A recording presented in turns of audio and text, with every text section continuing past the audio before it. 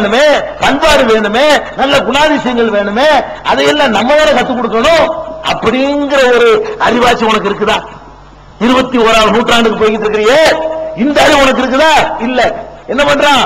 புள்ளைய கொண்டு போய் இந்த மாதிரி குழந்தைகள் காப்பகம் இருக்குது, அங்க கொண்டு தள்ளிடுறான் மேலை நாடுகள்ல. அப்ப அப்பனை அம்மாவை கவனிக்க தெரியல, பெத்த பிள்ளைய வளர்க்க தெரியல. அங்க என்ன ஆகுது பாக்குறோம். மேலை நாடுகள்ல பாத்தீங்கன்னா உங்களை மாதிரி இப்ப இளைஞர்கள் குழுமி இருக்கிறீங்களே, இந்த மாதிரியான ஜெனரேஷனை பார்க்க முடியாது. இளைஞர்களை பார்க்கலாம். எப்படி பார்க்கலாம்? தாய் அன்பு இல்லாம, தகப்ப அன்பு இல்லாம, இந்த மாதிரி வாடகைக்கு வளர்க்கக்கூடிய இடத்துல வளர்ந்தா பாருங்க, அவன் எப்படி உருவாகிறான்னு கேட்டா, ஹரே ராமா ஹரே கிருஷ்ணான்னு சொல்லிக்கிட்டு ஹிப்பி. அவனுக்கு பேர் என்னது? ஹிப்பின்னு ஒரு புது ஜெனரேஷன். தலையெல்லாம் அப்படி இருக்கும், இவ்வளவு இருக்க முட்டி, வாய தெரியாது, நகை இவ்வளவு பெருசா இருக்கும், குளிச்சு ஒரு வருஷம் இருக்கும், குளிக்க மாட்டான். அந்த ஏன்னா அவனுக்கு என்ன, அதான் வந்து தாய் தகப்ப அரவணைப்புல சொன்னாதான் கேட்பான். இவனுக்கு அன்பு இல்ல, ஒண்ணுமே இல்ல. அப்படி எந்த கவனிப்பு எல்லாம் விட்டுட்டாங்க. உள்ளுக்குள்ளே போதைப் பொருள் கிடைக்கும், உள்ளுக்குள்ளே ஹெராயின், உள்ளுக்குள்ளே பச்சடின்னு, உள்ளுக்குள்ளே ஆம்பளை பொம்பளை எல்லாம் அனுபவிக்கிறது எல்லாம் இருக்கும். இப்படியே இருந்து எப்ப பார்த்தாலும் இப்படியே கண் சொருகி போய், கண்களுக்கு சொருகி இருக்கும், நிதானமா இருக்கவே மாட்டான், யாரு வந்தாலும் தெரியாது. அந்த மாதிரி இருந்து கொண்டு ஹிப்பியாக, தன் உணர்வு இழந்தவர்களாக ஒரு ஜெனரேஷன் இன்றைக்கு அமெரிக்காவில் இருக்கா இல்லையா? பிரிட்டன்ல இருக்கா இல்லையா? பிரான்ஸ்ல இருக்கா இல்லையா? நாகரிகத்தின் உச்சிக்கு போன எல்லா நாடுகளிலையும் இருக்கா இல்லையா? உலகத்துக்கெல்லாம் கடன் கொடுக்கிறேன் பணக்காரனா போயிட்டானே, அந்த நாடுகள்ல எல்லாம் இந்த மாதிரி ஒரு ஜெனரேஷன் இருக்கா இல்லையா? இருக்குது. இந்த மாதிரி உங்களை மாதிரி இன்னைக்கு இளைஞர்கள் உட்கார்ந்துட்டு இருக்கீங்க. ஏன்?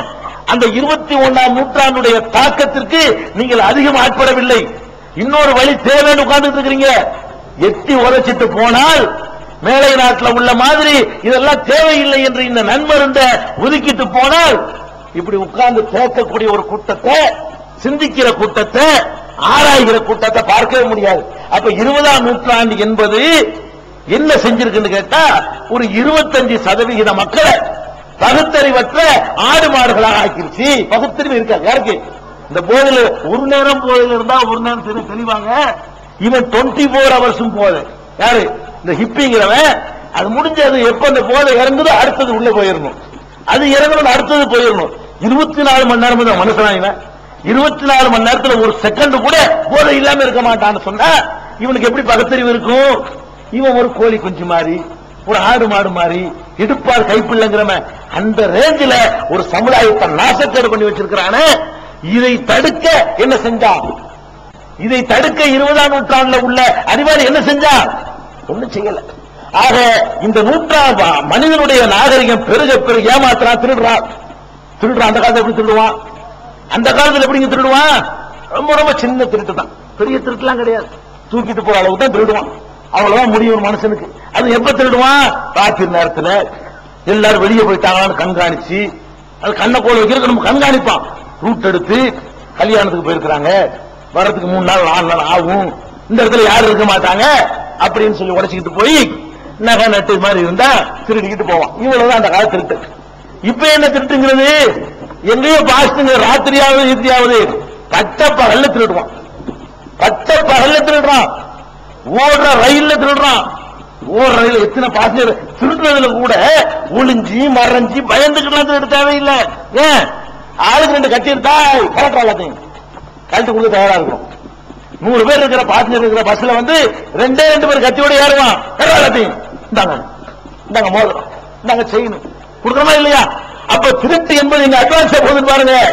அந்த மாதிரி திருடுறான். பஸ்ல திருடுறான், ரயில்ல திருடுறான், போலீஸ் அதிகாரி வீட்டுல திருட்டான். போன வேணும் போலீஸ் அதிகாரியாச்சு, அவரு கூட எவ்வளவு கண்காணிப்பா இருக்கு, அங்கே திருடுறான். திருட்டுக்கு எந்த ஒரு பயமும் இல்லை, எந்த ஒரு கவலையும் இல்லை, எந்த ஒரு எச்சரிக்கை உணர்வும் இல்லை. அது வாட்டுக்கு எப்ப வந்துருக்கான்? வண்டியில போய் பொம்பளை அறுத்துட்டு போனான். பட்ட பகல் சென்னையில, கிராமத்துல இல்ல, பட்டிக்காட்டுல இல்ல, எல்லா நாகரிக வசதியில உள்ள ஒரு டவுன்ல 2 வீலர்ல வருவான். பொம்பளை போயிட்டு இருப்பா. போயிட்டு இருப்ப கழுத்துல தாலி தான் ஒண்ணு இருக்கு, நகாதான் இருக்குது. அதை போயிட்டு போகல, போற போக்குல அப்படி அறுத்துட்டு ஓடிக்கணும். போற போக்குல இது நடந்துகிட்டு இருக்கா இல்லையா? நடந்துட்டு இருக்கு. அட சைக்கிளை வச்சுட்டு வெளியே வச்சுட்டு உள்ள டீ குடிச்சிட்டு வந்தா சைக்கிளை காணா. அந்த சைக்கிளை வச்சுட்டு ஒரு டீ கடையில டீ குடிச்சிட்டு வந்தா சைக்கிளை காணா. இந்த மாதிரியான திருட்டுல அட்வான்ஸ் எங்கேயோ போயிட்டு இருக்கு. திருட்டுல ரொம்ப பெரிய அட்வான்ஸா போயிட்டு இருக்கு. அப்ப திருட்டு எப்படி இருக்குது? கற்பழிப்பு எப்படி இருக்குது?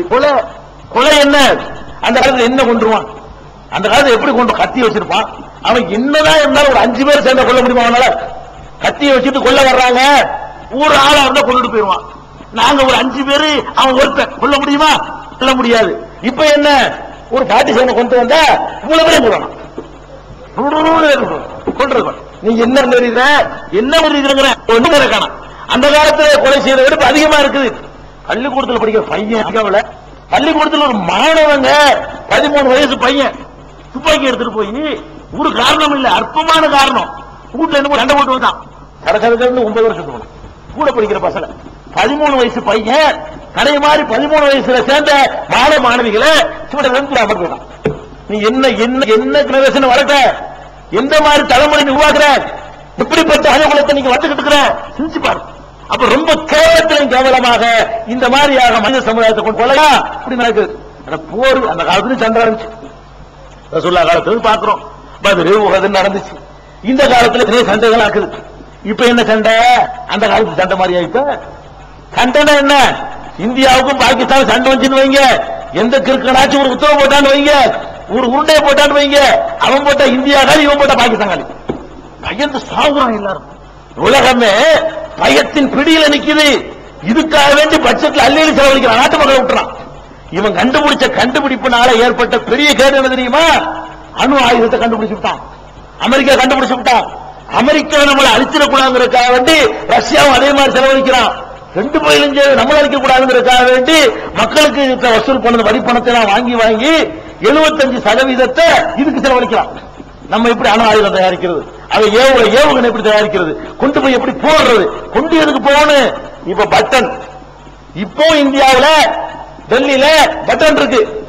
ஒரு தட்டா இஸ்லாமாபாத்ல விழுந்துரும். ஒரு பட்டன் அமைக்க விட்டா அணு ஆயுதத்தோட பறந்து போய் இஸ்லாமாபாத்ல ஒண்ணு விழுவும், கராச்சியில ஒண்ணு விழுவும், ஒவ்வொரு இடத்துல ஒண்ணு விழுந்து பாகிஸ்தான் காலி. அவன்டையும் பட்டன் இருக்கு. ஒரு அமுக்குவான், டெல்லிக்கு ஒண்ணு, கல்கத்தாக்கு ஒண்ணு. அவங்க குறிலாம் கரெக்டா மேப் வச்சு வச்சிருக்கிறான். அதுக்கு டைரக்ஷன் இருக்கும். இத்தனை கிலோமீட்டர்ல இவ்வளவு திசைக்கு பறந்து போய் இந்த இடத்துல கரெக்டா உழுவு. ஒரு ஊரை கணக்கு பண்ண வேண்டியது இல்ல, இந்த மேடையை கணக்கு பண்ண முடியும். இந்த மேடையை நான் வச்சுக்கிறேன். இந்த மேடையை அமெரிக்காவில இருந்து கணக்கு பண்ணி இந்த இடத்துல இருக்குன்னு துல்லியமா கணக்கு பண்ணான்னு சொன்னா அடிச்சா இதுல வந்து உழுவும் அவன் போடக்கூடிய ஏவுகணை. அப்ப அந்த மாதிரி கண்டுபிடிச்சு வச்சிருக்கிறானே, இதை கண்டுபிடிச்சல உலகத்துக்கு ஏற்பட்ட நன்மை என்ன? எல்லாரும் பயப்படுறான். இவனுக்கு அவன் பயப்படுறான், அவனுக்கு பயப்படுறான். பாகிஸ்தானுக்கு பயந்துகிட்டு நம்ம வரி பணம் பூரா இவன் நாசமாக்குறான். இவனுக்கு பயந்துகிட்டு அவன் அந்த மக்கள்கிட்ட வாங்கின வரி பணத்தை பூரா நாசமாக்குறான். எதுக்கு போறான்? எல்லா அணு ஆயுதத்துக்கும் பீரங்கிக்கும் அதுக்கும் இதுக்கும் மக்கள் வரி பணம் பூரா நாசமாகிட்டே இருக்கு. எதுக்கு இந்த ஆயுதத்தை நீ கண்டுபிடிச்ச? இதனால உலகத்துக்கு ஏற்பட்ட நன்மை என்ன? ஒரு நன்மையும் இல்லை. நீ 20ஆம் நூற்றாண்டு கொண்டு போறேன்னு சொல்லி எங்களுடைய பணத்தை எல்லாம் நாசமாக்கி, இல்லைன்னா இந்த உலகத்தில் இப்படி இருக்காதுங்க. இந்தியா எங்கேயோ போயிருக்கும், பாகிஸ்தான் எங்கேயோ போயிருக்கும், சைனா எங்கேயோ போயிருக்கு. எது?